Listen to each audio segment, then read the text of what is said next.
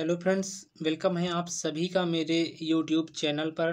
तो आज की वीडियो में हम मैकेनिक्स ऑफ सॉलिड का जो आपका चैप्टर नंबर 2 है, इसी का फास्ट ट्रैक रिवीजन करने वाले हैं, क्योंकि आपके सेमेस्टर एग्ज़ाम आ चुके हैं।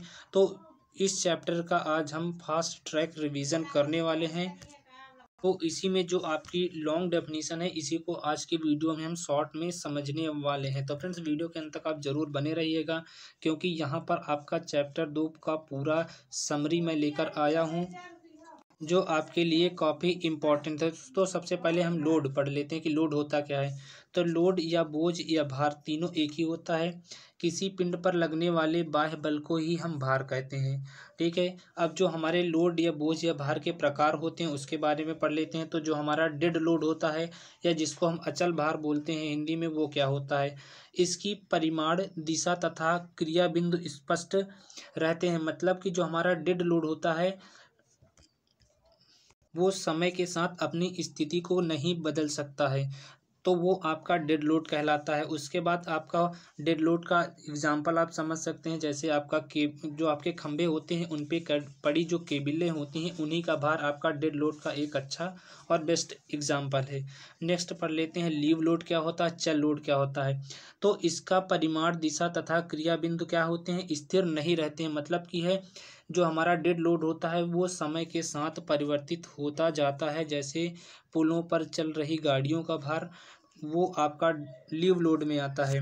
अब पढ़ लेते हैं एक्सियल लोड क्या होता है, या अक्षीय भार क्या होता है। तो यह भार पिंड की अक्ष के अनुदिश क्रिया करते हैं। मतलब है, आपका जो आपका बॉडी होगा, उसी के अक्ष पर ये लगातार निरंतर क्रिया करते रहते हैं। तो जो आपका एक्सियल लोड होता है या अक्षीय भार होता है, वो आपकी बॉडी के एक्सिस पर ही क्रिया करता रहता है। नेक्स्ट आपका पढ़ लेते हैं उत्केंद्रित भार क्या होता है, इसेंट्रिक लोड क्या होता है। तो इसेंट्रिक लोड क्या होता है, यह भार पिंड के अक्ष के समांतर परंतु उससे कुछ दूरी पर कार्य करता है। जैसे आपका एक्सियल लोड एकदम सेंटर पे कार्य करता है। मैं आपको एक बॉडी बना कर बता रहा हूँ। जैसे आपका ये पिंड है, यहाँ पर आपका एक्सियल है, इसका एक्सिस है। तो यहाँ पर इसी के समांतर आपका जो भार कार्य करेगा। जैसे आपका यहाँ पर एफ फोर्स लग रहा है, तो यहाँ पर देखिए, इस पिन जो आपकी बॉडी है, यही आप इस बॉडी का एक्सेस ये है। तो इसी एक्सेस पे जो फोर्स लग रहा है एफ वाला, तो वो आपका एक्सियल लोड हो जाएगा।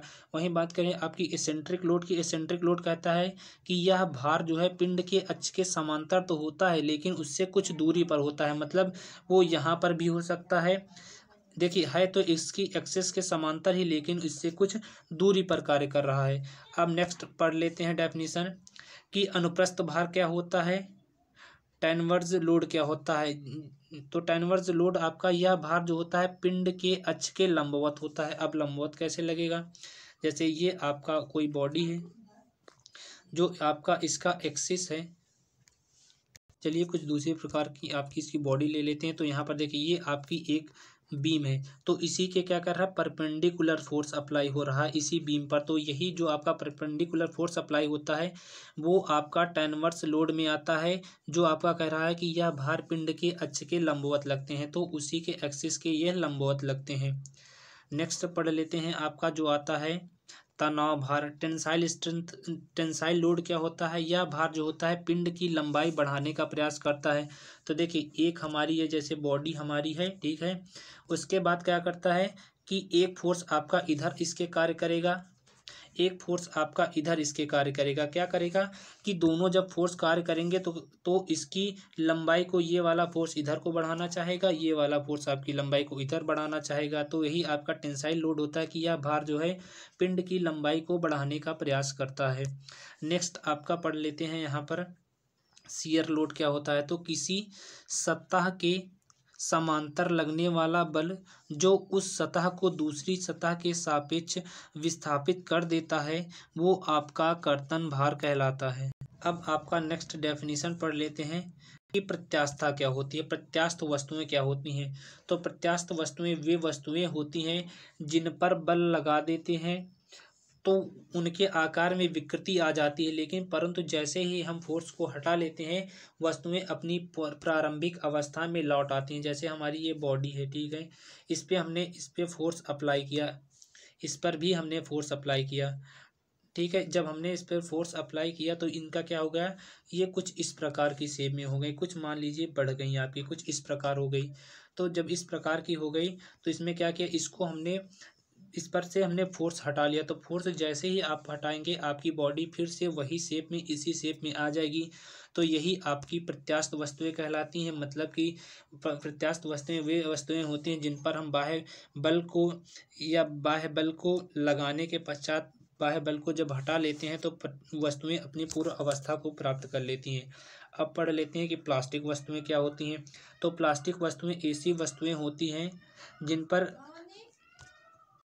जब हम इस पर बाह्य बल लगाते हैं, जैसे हमारी एक बॉडी थी, इस पे क्या किया हमने, एक फोर्स लगा दिया। तो क्या हो गई, ये बॉडी हमारी क्या हो गई, वो कुछ इस प्रकार की शेप में आ गई। जब हमने इस पे फोर्स अप्लाई किया तो इस प्रकार की शेप में आ गई।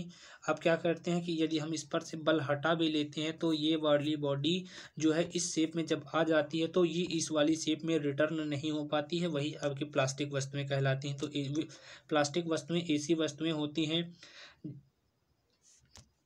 जिन पर बाह्य बल लगाने पर वो स्थायी रूप से विरूपित हो जाती हैं, वो आपकी प्लास्टिक वस्तुएं कहलाती हैं। अब पढ़ लेते हैं प्रतिबल होता क्या है, स्ट्रेस होता क्या है।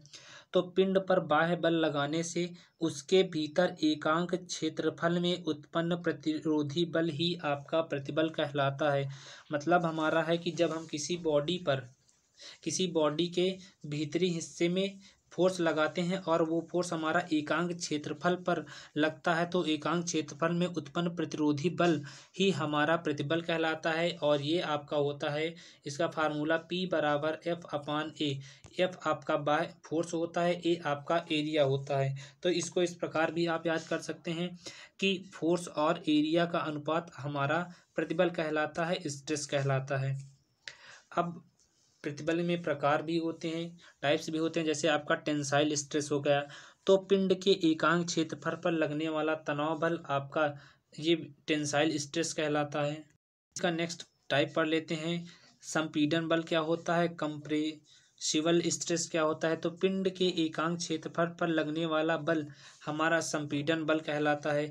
अब ये संपीडन बल का क्या मतलब हुआ कि पिंड के एकांक क्षेत्रफल पर लगने वाला बल संपीडन बल और पिंड के एकांक क्षेत्रफल पर लगने वाला बल तनाव बल। तो यहाँ पर इसका मतलब ये है, जैसे हमारा, चलिए इनमें दोनों में डिफरेंस क्या होता है उसके बारे में जान लेते हैं। तो देखिए हमारा जो तनाव प्रतिबल होता है, जैसे हमारी एक बॉडी मान ली, ठीक है ना। अब इस पर फोर्स लग रहा है दोनों तरफ, तो ये क्या करेगा, इसको खींचने का प्रयास करेगा। ये वाला फोर्स इधर ले जाएगा, ये वाला फोर्स आपका इधर ले जाएगा। तो जो तनाव की अवस्था में लगने वाला बल होता है वो आपका तनाव प्रतिबल कहलाता है। अब बात करें आपके संपीडन प्रतिबल की, तो देखिए जो आपका संपीडन प्रतिबल कि जो आपका कंप्रेसिव स्ट्रेस होता है, तो इसमें भी समझ लेते हैं फिगर के माध्यम से। देखिए ये आपकी बॉडी है, ठीक है ना। अब फोर्स क्या करेगा, इसको इस साइड से, इसको इस साइड से क्या करेगा, दबाव यानी दबाने की स्थिति करेगा। तो यही आपका जो दबाने की स्थिति होती है वो आपका संपीडन प्रतिबल कहलाती है। इसको हम इस प्रकार भी समझ सकते हैं कि जब कोई दो फोर्स किसी बॉडी को दबाने का प्रयास करते हैं तो वहाँ पर कंप्रेसिव स्ट्रेस होता है। इसका फार्मूला भी P बराबर F/A ही होता है, जो आपका तनाव प्रतिबल हो गया या प्रतिबल हो गया या संपीडन प्रतिबल हो गया, तीनों का फार्मूला आपका एक ही होता है। अब बात कर लेते हैं बेंडिंग स्ट्रेस की। नमन प्रतिबल क्या होता है, जब किसी धरन पर अनुप्रस्थ भार लगता है तो धरन में प्रतिबल उत्पन्न होते हैं। मतलब है ये, जैसे कि ये हमारी एक बीम है, ठीक है। अब क्या हो गया कि इस पर जब हमारे अनुप्रस्थ लोड लगते हैं तो ये क्या करती है, बीम हमारी कुछ इस प्रकार झुकने का प्रयास करती है, ठीक है ना। जब इस पर फोर्स लगेगा तो ये हमारी बीम कुछ इस प्रकार झुकने का प्रयास करेगी। तो यही आपका बेंडिंग स्ट्रेस होता है, नमन प्रतिबल होता है।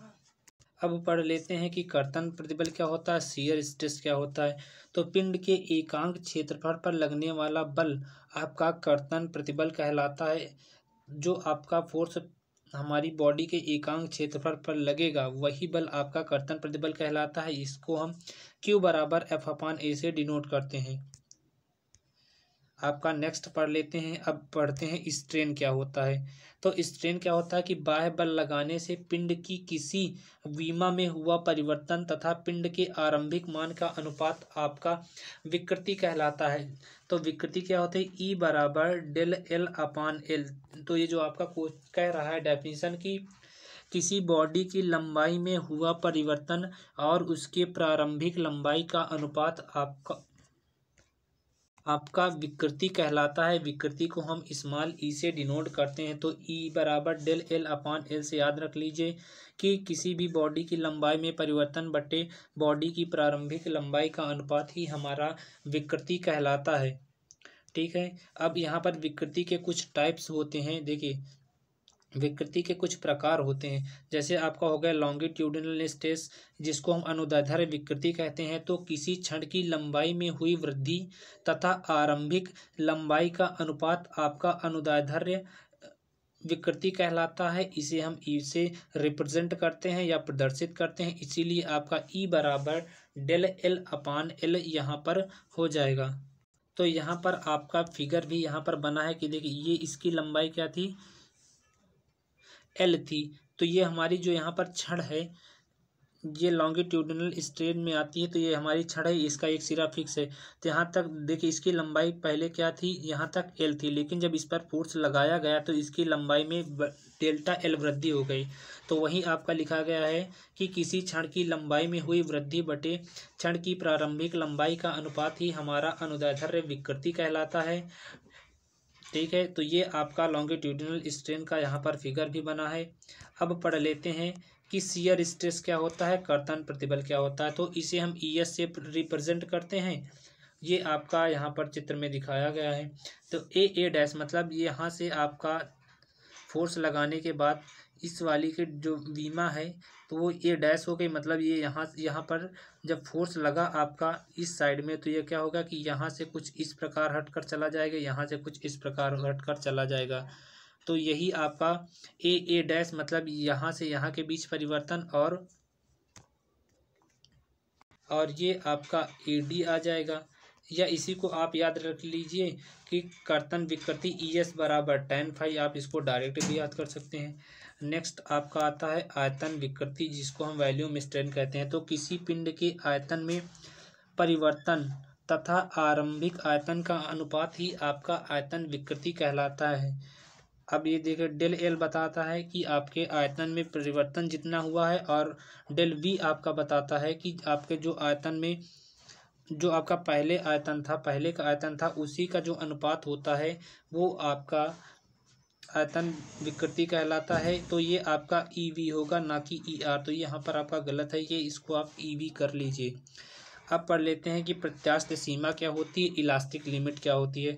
तो किसी प्रत्यास्थ पिंड पर लगाए गए बाह्य बल का वह अधिकतम मान जहाँ पर बल हटा लेने पर पिंड अपनी पूर्व अवस्था को पूरी तरह प्राप्त कर लेता है, इलास्टिक लिमिट कहलाती है। मतलब है कि किसी बॉडी पर लगाए गए बाह्य बल का वह अधिकतम मान जहाँ तक क्या करते हैं, यदि हम बल को हटा लेते हैं तो हमारी जो बॉडी होती है वो अपनी पूर्व अवस्था में पूरी तरह आ जाती है। तो वो हमारी इलास्टिक लिमिट कहलाती है, प्रत्यास्थ सीमा कहलाती है।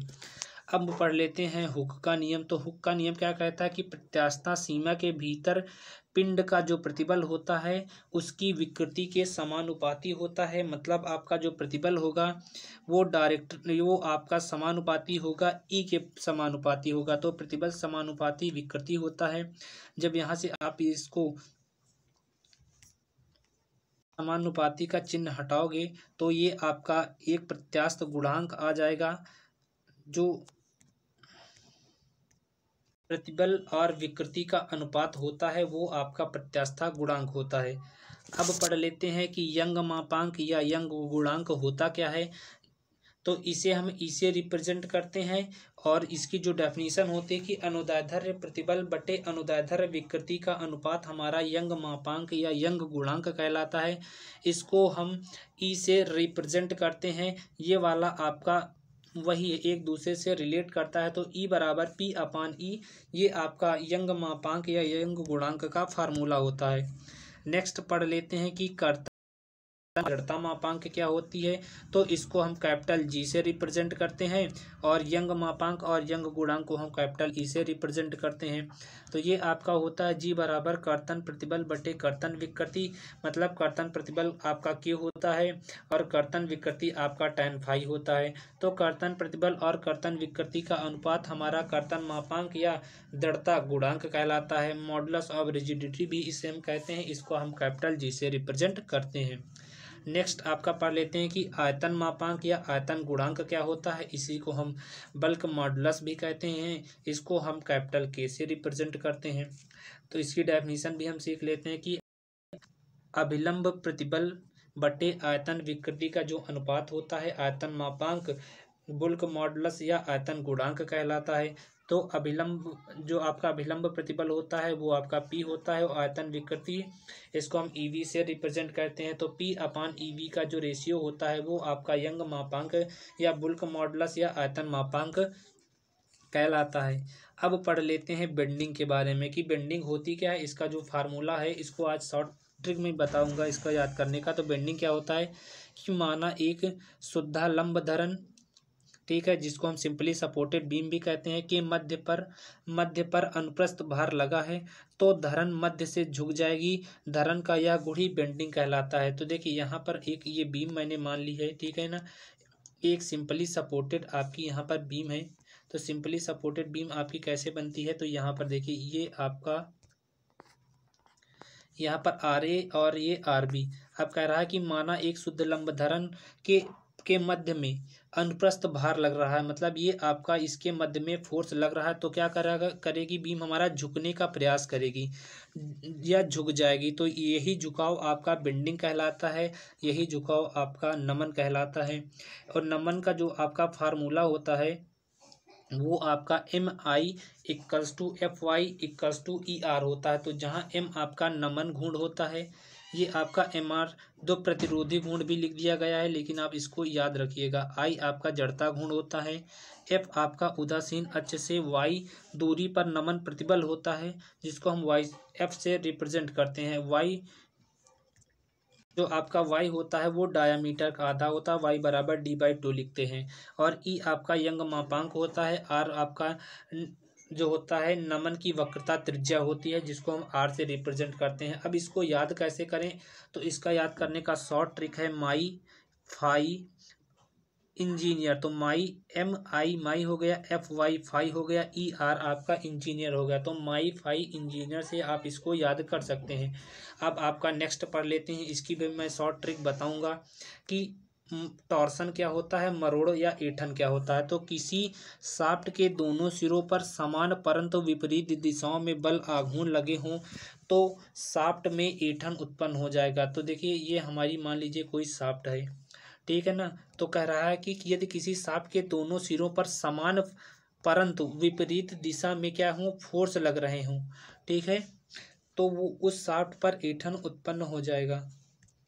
जो आपका मरोड़ का फार्मूला होता है वो होता है T/J इक्वल्स टू Q/R, या इसी को हम कैपिटल Q/R भी लिखते हैं, और G(θ/L) ये आपका बराबर होता है। तो T/J equals to Q/R equals to G(θ/L), ठीक है। तो इसमें आपका T मरोड़ होता है, जिसको हम ट्विस्टिंग मोमेंट कहते हैं, मरोड़ घूर्ण होता है। J आपका ध्रुवीय जड़ता घूर्ण होता है। Q बराबर R, जो आपका Q होता है वो बराबर R के होता है। तो ये आपका त्रिज्य पर कर्तन प्रतिबल होता है। Q बराबर ये आपका कैपिटल R के होता है, ये आपका त्रिज्या पर अधिकतम कर्तन प्रतिबल होता है। ये आपका Q इक्वल्स टू जो स्मॉल r होता है वो त्रिज्या पर कर्तन प्रतिबल होगा। Q जो आपका कैपिटल Q कैपिटल R होता है वो आपका त्रिज्या पर अधिकतम कर्तन प्रतिबल होता है।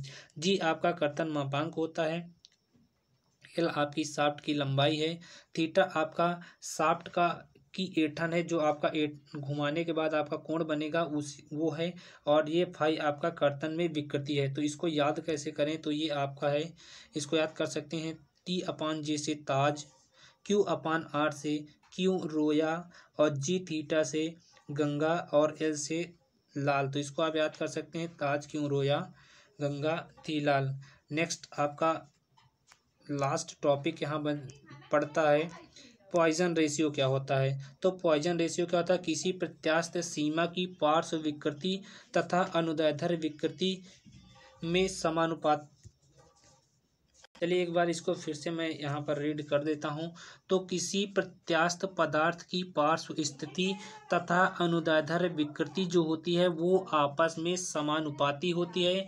इसीलिए आपका जो पार्श्व विकृति होती है वो समानुपाती अनुदैर्ध्य विकृति होती है, या इसी को हम कह सकते हैं कि पार्श्व प्रतिबल बटे अनुदैर्ध्य प्रतिबल का जो अनुपात होता है वो पॉइजन अनुपात कहलाता है। इसी को हम 1/m से भी रिप्रेजेंट करते हैं।